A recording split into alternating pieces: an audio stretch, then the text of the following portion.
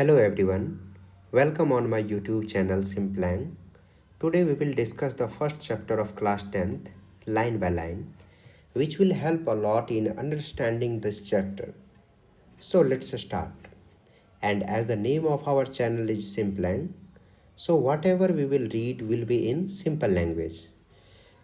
ये मैं आप लोगों के लिए बिहार बोर्ड के लिए स्पेशली हिंदी एंड इंग्लिश दोनों में, हिंदी में भी आपका होगा और इंग्लिश में भी और हिंदी में भी। तो ये हर एक वर्ड आप देखेंगे कि मैं कैसे प्रोनाउंसिएशन करता हूँ, कैसे उच्चारण करता हूँ, और साथ ही साथ उसको आप देखेंगे हिंदी में और उसका मीनिंग देखेंगे। तो आज हम लोग का जो पहला चैप्टर है वो है द पेस फॉर लिविंग। क्या मीनिंग हुआ? पेस। यहाँ पे एक वर्ड आया पेस। ये जो वर्ड है आपका पेस का मतलब होता है गति। पेस का मतलब होता है गति। और for living, the pace for living क्या मतलब हो गया? जीने की गति। इस चैप्टर में जो हम लोग पढ़ेंगे द पेस फॉर लिविंग मतलब हम लोगों के जीवन का जो गति है ये कैसा है, फास्ट है, स्लो है, कैसा है। और इनके राइटर हैं आर.सी. हचिंसन। ये बहुत इम्पॉर्टेंट है, ये बहुत इम्पॉर्टेंट है। हर एक राइटर का नाम याद रखना आपको चाहिए ताकि आपको जब एग्ज़ाम में ये पूछा जाता है। क्या कह रहा है? The pace for living, writer name R C. Hutchinson. तो हम लोग अब स्टार्ट करते हैं लाइन बाय लाइन, और आप ये ध्यान देंगे कि कैसे मैं प्रोनाउंस कर रहा हूँ। RC. Hutchinson, a British novelist, exhibits an exceptional flair for touching the sensitive issue of the contemporary society with all its contradiction and paradoxes। क्या कह रहे हैं हिंदी में? आर.सी. हचिंसन एक ब्रिटिश उपन्यासकार थे। वह समकालीन समाज में सभी अंतर्विरोध और विरोधाभास संवेदनशील मुद्दों को अपनी रचनाओं में प्रदर्शित किए हैं। समकालीन मतलब होता है कंटेम्प्रेरी, जो अभी जो उस समय में चल रहा हो। फिर नेक्स्ट देखिए, in the pace for living R C. Hutchinson captures the agony of modern man. He brings out how the fast movement of man, things and object hurts the normal rhythm and exerts undue pressure on men, women and children। मैं काफ़ी slow read कर रहा हूँ ताकि आपको ये एक एक वर्ड समझ में आए। इसको हिंदी में देखते हैं। क्या कह रहे हैं? द पेस फॉर लिविंग में लेखक ने आधुनिक आदमी के मानसिक पीड़ा को निरूपित किया है। क्या किया है? जो हम अभी मॉडर्न युग में जो लोग फास्ट हो गए हैं, लोगों की ज़िंदगी काफ़ी फास्ट हो चुकी है, उनके मानसिक पीड़ा को इसमें बताया गया है। यह पाठ आदमी, वस्तु और चीज़ों के तेज गति जीवन के स्वाभाविक लय को खंडित करता है। समझ में आ गई बात? क्या करें? जो हमारा तेज गति है उसके जो स्वाभाविक लय है, कोई फास्ट करता है, कोई स्लो है, या कैसा होना चाहिए, इस पे बातें होंगी। और पुरुषों, महिलाओं और बच्चों पर अनावश्यक दबाव डालता है, उसे चमत्कार पूर्वक ढंग से सामने रखता है। ये लिखने का तरीका है इनका। क्या कह रहे हैं कि ये जो है बच्चों पे, पुरुषों पे, महिलाओं पे कैसे जो है ये एक गति, जीने की गति जो है एक अनावश्यक ढंग से एक दबाव डालता है, और इन्हीं सारी चीज़ों को ये जो राइटर है वो क्या करे? चमत्कार पूर्वक ढंग से सामने रखता है। अब देखिए कुछ क्वेश्चंस हैं इसमें। क्या क्वेश्चन है? Work in a small group and do the following. Talk to your friend and seek their opinion to the lifestyle of the modern youth, ask them. क्या कह रहे हैं कि आप अपने दोस्तों में सब एक जगह होइए और अपने दोस्तों से पूछिए कुछ questions. Life style of the modern youth, आजकल के ज़िंदगी में जो है कैसा लाइफ स्टाइल है। पहला क्वेश्चन है, do you find life leisurely और फास्ट। क्या कह रहे हैं कि आज का जो जीवन है क्या ये स्लो है, मतलब लेजी टाइप से है, या फिर फास्ट है। दूसरा क्वेश्चन कर रहा है, are you satisfied with that what you see today. आप लोग इससे संतुष्ट हैं जो आज आप देख रहे हैं, जो भी चल रहा है हमारे आसपास उससे संतुष्ट हैं? तो ये जवाब आप खुद देंगे। चलिए अब हम लोग चलते हैं नेक्स्ट पैराग्राफ पे। अब यहाँ से आपका चैप्टर स्टार्ट होता है, कैसे राइटर जो है अपनी बातें रखते हैं। और एक इसमें क्या है, राइटर जो है एक नाटक की बात कर रहा है। तो देखिए क्या कह रहा है। I saw a play in Dublin not long ago in which the chief character was an old elderly corn merchant in a small Irish country town. He was a man of many anxieties. His heart was dicky. His nephew was cheating him. His wife had the fantastic notion of spending £10 on a holiday.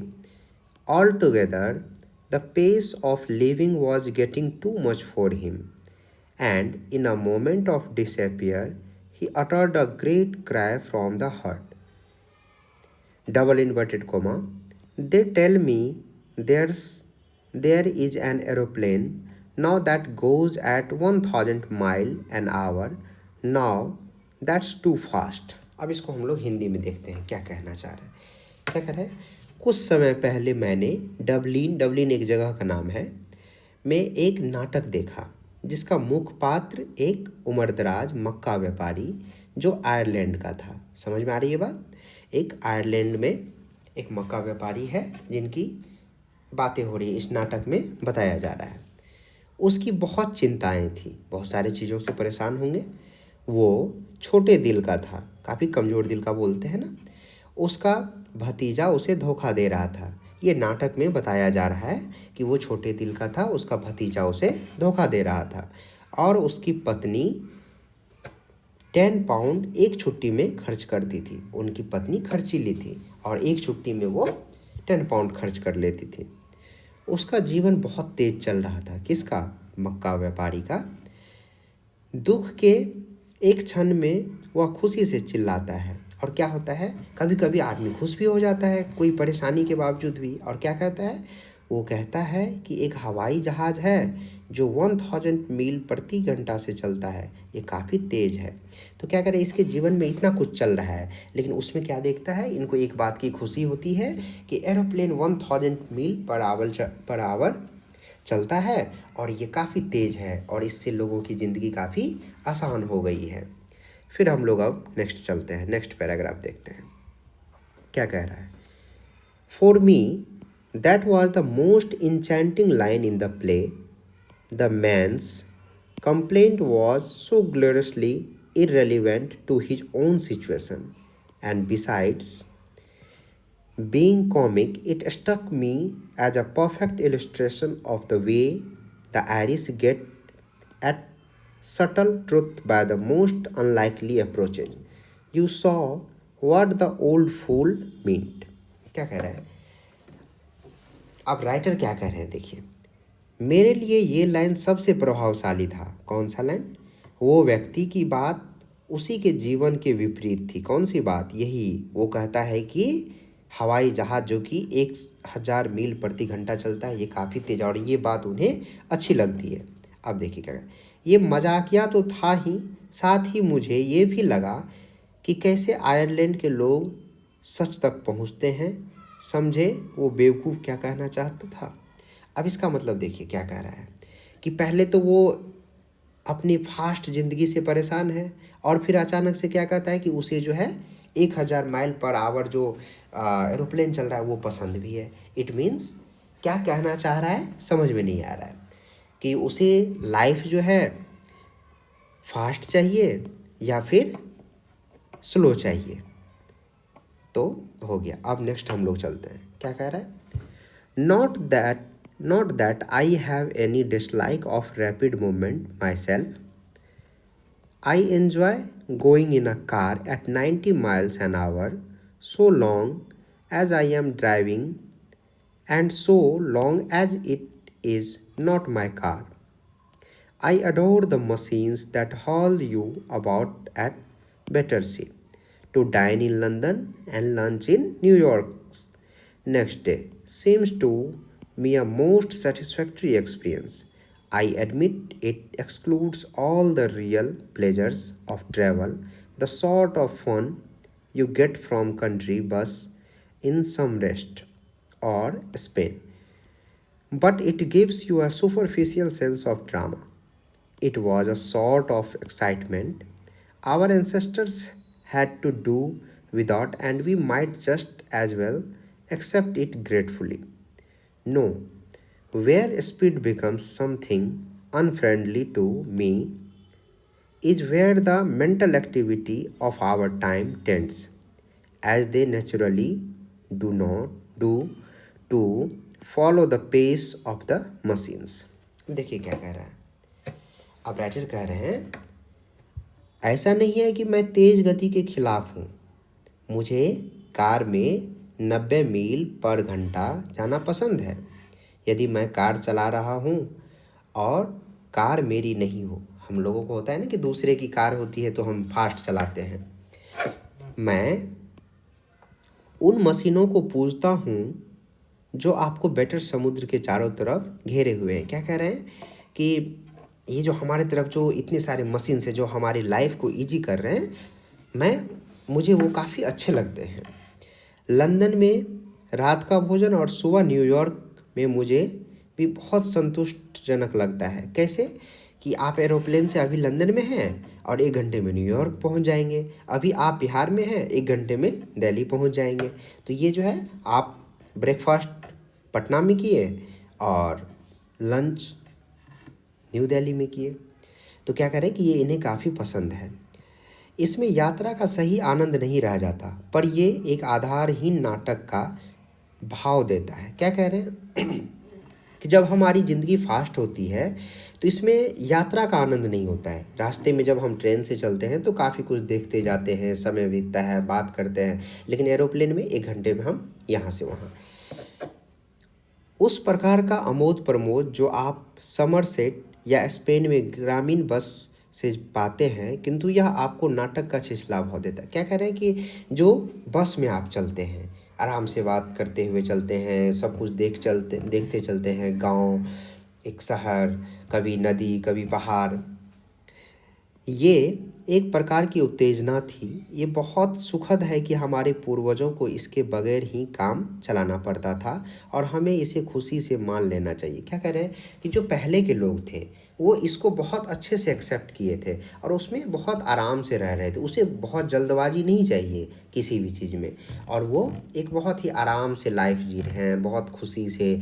और fast नहीं थी life, slow थी, पर फिर भी वो enjoy कर रहे थे।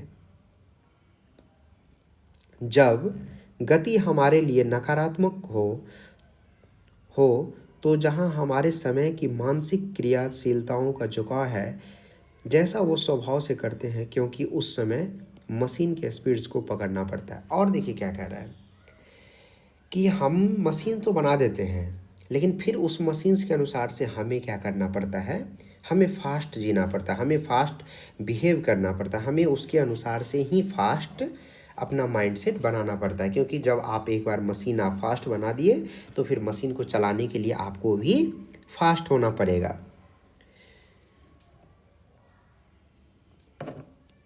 फिर नेक्स्ट देखिए क्या कह रहा है। I speak with prejudice because I belong to tribe of slow thinkers, those who are cursed with spirit daily scared, people who light on the most devastating repartee about 4 hours after the party is over. I am one of those who are guaranteed to get the lowest mark in any intelligence test, because those tests of all one I have come across seem to be designed to measure the speed of your mind more than anything else. Obviously, we slow thinkers are terribly handicapped in the business of getting a living, but what I am thinking about just now is not so much the practical use of one's mind as its use of enjoyment। क्या कह रहे हैं हिंदी में देखिए। मेरी सोच नकारात्मक है क्योंकि मैं ऐसे ही सोचने वाले समूह का हूँ जो शापित है, अपने बारे में ये बोल रहे हैं कि मेरा जो समाज है ये काफ़ी स्लो सोचता है। ठीक है, वैसे लोग जो गोष्ठी समाप्त होने के 4 घंटे बाद अधिक विनाशक प्रत्युत्तर पर प्रकाश डालते हैं, उन उन लोगों में हूँ जो किसी भी बुद्धि की परीक्षा में सबसे कम नंबर आएंगे, क्योंकि वे परीक्षा हमारे दिमाग की गति को नापते हैं। किसी और चीज़ से ज़्यादा जरूर हम धीमा सोचने वाले की अपंगता है कि हमें कमाने में मुश्किलें आती है, पर मैं मानता हूँ कि दिमाग का इस्तेमाल मनोरंजन के लिए करना चाहिए। अब नेक्स्ट देखिए क्या कह रहा है। As an example, when I go to the cinema, I find myself in a hopeless fog, and after 2 or 3 minutes, I have to turn to my wife for enlightenment. I whisper, "Is this the same girl as one of saw at the beginning?" And she whispered back, "No, there is 3 girls in the film: a tall blonde, a short blonde, and a medium-sized brunette. Call them ABC. The hero is that man who takes his hat off when he comes indoor. He going to fall in love with girl BC in the order, and so it improves to be. There you have a mind which has trained itself to work in higher gear, though as a matter of fact it can work in another gear just as well. But my point is that most of the fellow patients in the cinema do think fast enough to keep the comfortably with rapid change of sense and action. They think much faster than people did 30 years ago, possibly because those who do not think fast in the high street nowadays may not get another chance in the world to think at all. देखिए क्या करेगा। उदाहरण के लिए, जब मैं cinema जाता हूँ मेरे चारों तरफ धुंधला हो जाता है और कुछ मिनटों बाद अपनी पत्नी से धीरे से कहता हूँ, क्या ये वही लड़की है जो शुरू में थी? क्या होता है, इनका दिमाग स्लो है। ये पहले वाले पैराग्राफ में भी बोल चुका है कि ये काफ़ी स्लो सोचते हैं। इनका जो समाज है वो स्लो सोचने वाले में से। तो क्या कहते हैं, जब ये मूवी चल रही है, मूवी फास्ट होता है, तो ये जब मूवी आगे बढ़ जाता है तो ये फिर कनेक्ट नहीं कर पाते हैं कि आगे क्या हो गया, ये कौन है, ये कौन है, अलग अलग कैरेक्टर है। तो क्या कह रहे हैं कि शुरू में थे, और वह जवाब देती, इनकी पत्नी फिर पीछे से इनको समझाती है, जवाब देती है, नहीं 3 लड़कियां हैं, एक लंबी, एक गोरी, बाल हल्के रंग के, दूसरी वैसी ही पर छोटी, और तीसरी मध्यम लंबी भूड़ों वाली, उनका नाम ABC, और हीरो वो है जो अंदर आते हुए अपना टोपी निकालते हैं। तो ये जो स्लो हैं, तो ये अपनी वाइफ से पूछते हैं और इनकी वाइफ फिर इन्हें समझाते हैं। वो लड़कियों के क्रमानुसार B, C और A से प्यार करेगा। यहाँ दिमाग को ज़्यादा गति से काम करने की आदत है। क्या कह रहे हैं कि मूवी में काफ़ी आपको 2 घंटे 2.5 घंटे में आपको पूरी मूवी दिखा दी जाती है, तो वो काफ़ी फास्ट है। यद्यपि वास्तविक रूप से वह अन्य गति में भी काम कर सकता है, किंतु मेरा विषय है कि अधिकांश मेरा साथी मरीज सिनेमा में दृश्य और अभिनय में तीव्र परिवर्तन के साथ आराम से कदम कदम मिलाते हुए काफ़ी तेज सोचते हैं।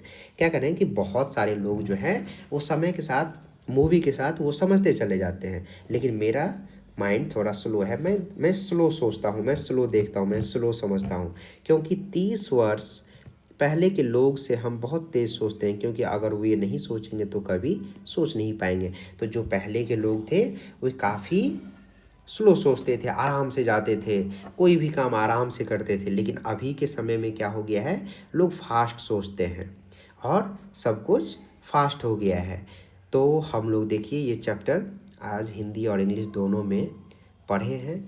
मैं अपना पूरा कोशिश किया हूँ कि इसको लाइन बाय लाइन पढ़ाऊँ, और इससे भी मैं बेहतर नेक्स्ट वीडियो में और कोशिश करूँगा कि और धीरे धीरे एक एक वर्ड को मैं एक्सप्लेन करूँ। वीडियो काफ़ी लंबा हो जाएगा, बट फिर भी मैं कोशिश करूँगा कि एक एक वर्ड को जैसे मान लीजिए यहाँ नॉवेलिस्ट है, इसका मतलब क्या हुआ, एक्जिबिट्स का मतलब क्या हुआ, एक्सेप्शनल का मतलब क्या हुआ, एक एक वर्ड मैं आपको हिंदी के साथ और उसका मतलब क्या हुआ, कंटेम्प्रेरी का मतलब क्या हुआ, सोसाइटी का मतलब क्या हुआ, जितने भी वर्ड हैं एक एक वर्ड मैं ये आपको नेक्स्ट वीडियो से, जब आप लोग इस पे कमेंट में बताएंगे कैसा वीडियो और इसको बेहतर कर सकते हैं, तो मैं इसको हर एक चैप्टर को लाइन बाय लाइन उसको पूरे डिटेल में एक्सप्लेन करते हुए बताऊंगा। अभी तो मैं बस समझिए पढ़ दिया और उसको हिंदी में बता दिया, बट जब ये एक पैकेज होगा कि हम हर एक वर्ड, द क्यों आया, पेस क्या है, फोर क्या है, फोर का हम लोग ग्रामेटिकली भी पढ़ेंगे, लिविंग क्या है, क्यों ये जो नाम रखा गया है क्यों रखा गया है, कैसे रखते हैं हम लोग नाम, जीने की गति। तो राइटर राइटर जो है, राइटर के बारे में पढ़ेंगे, राइटर कहाँ से थे, राइटर कहाँ से नाता रखते थे, कहाँ इनका जन्म हुआ, सब कुछ एक एक चीज़ हम लोग डिटेल में पढ़ेंगे। आपको यदि ये अच्छा लगता है तो आप कमेंट करें कि इसमें किस तरीके से और बेहतर ढंग से किया जा सके, और लाइक करें, सब्सक्राइब करें यदि आपको अच्छा लग रहा है। और मैं हर एक चैप्टर को कोशिश करूँगा, हर एक chapter class 10th, class 9th और जो भी आप लोग बोलेंगे उस तरीके से मैं एक एक चैप्टर हर एक दिन डालूंगा, उसका हिंदी, इंग्लिश। और जब ये चैप्टर कंप्लीट हो जाएगा देन फिर मैं इसका क्वेश्चन आंसर्स, और मैं कोशिश करूँगा इसके वर्ड मीनिंग भी आप लोगों को क्लास में ही याद करा दूँ। यहाँ मैं 10 मिनट में आपको लास्ट में वर्ड मीनिंग, ये जो हमारे चैप्टर का मोस्ट इम्पॉर्टेंट वर्ड मीनिंग है, ये मैं 10 मिनट में याद करा दूँगा। यदि आप लोग कमेंट करते हैं तो मैं ये भी वीडियो ले आऊँगा। तो thank you and please like, subscribe and comment if you like. Thank you.